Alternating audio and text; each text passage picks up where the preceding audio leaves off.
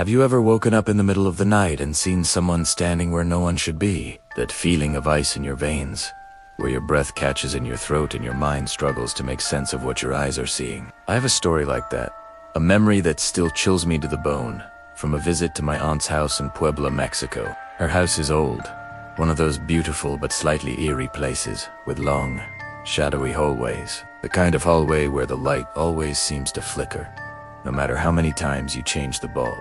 I was staying in one of the guest rooms, and this particular night, I woke up around 3 a.m., completely parched. I needed a glass of water.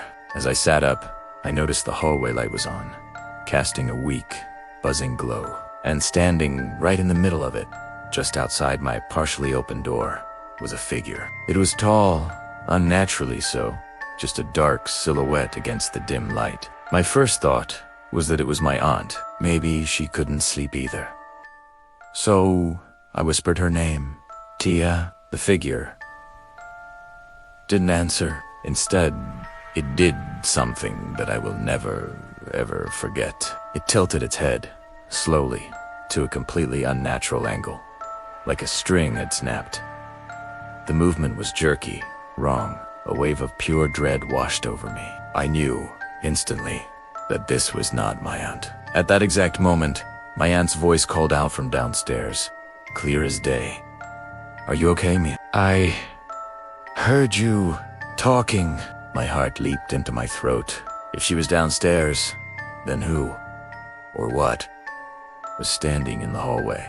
I didn't dare to look away, frozen in place, my eyes locked on the silhouette. The figure didn't vanish in a puff of smoke or fade away like a ghost in a movie. It did something much worse. It just took one single, deliberate step backward, melting into the deeper darkness at the end of the hall where the light couldn't reach. It didn't leave. It just receded into the shadows, waiting. I spent the rest of the night with my back against the headboard, staring at the doorway, listening to every creak of the old house.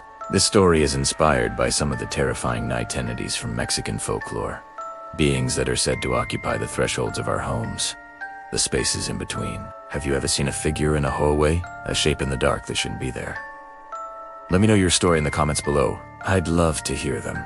And if you enjoyed this bit of late night terror, make sure you subscribe to the channel before that figure in the dark decides to take a step forward again.